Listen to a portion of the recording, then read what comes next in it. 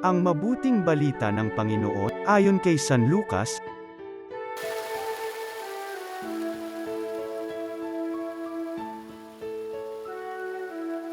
Noong panahong yun, sinabi ni Jesus sa kanyang mga alagad, "Darating ang anak ng tao bilang hari, kasama ang lahat ng anghel, at luluklok sa kanyang maringal na trono.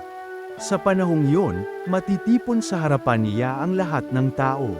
Sila'y pagbubukod-bukurin niya, tulad ng ginagawa ng pastol sa mga tupa at mga kambing.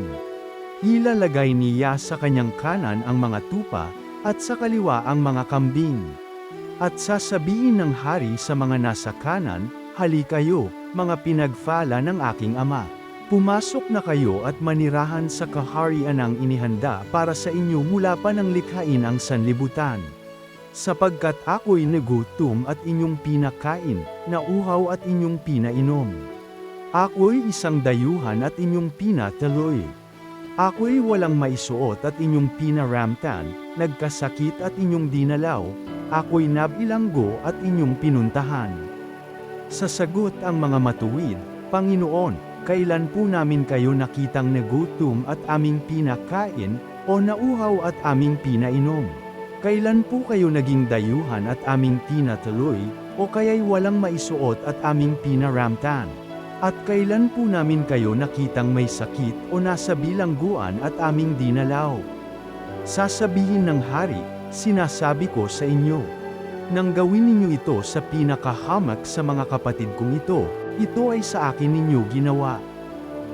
At sasabihin naman niya sa mga nasa kaliwa, 'Lumayo kayo sa akin, mga sinumpa.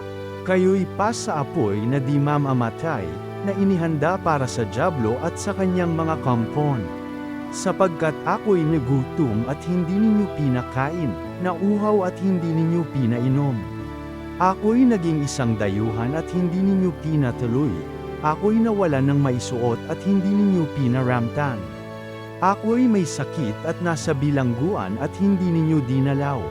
At sasagot din sila, 'Panginoon, kailan po namin kayo nakitang nagutom, nauhaw, naging dayuhan, nawalan ng maisuot, may sakit o nasa bilangguan, at hindi namin kayo pinaglingkuran?' At sasabihin sa kanila ng hari, 'Sinasabi ko sa inyo, nang pagkaitan ninyo ng tulong ang pinakahamak sa mga ito, ako ang inyong pinagkaitan. Itataboy ang mga ito sa kaparusahang walang hanggan, ngunit ang mga matuwid ay tatanggap ng buhay na walang hanggan.' Ang mabuting balita ng Panginoon.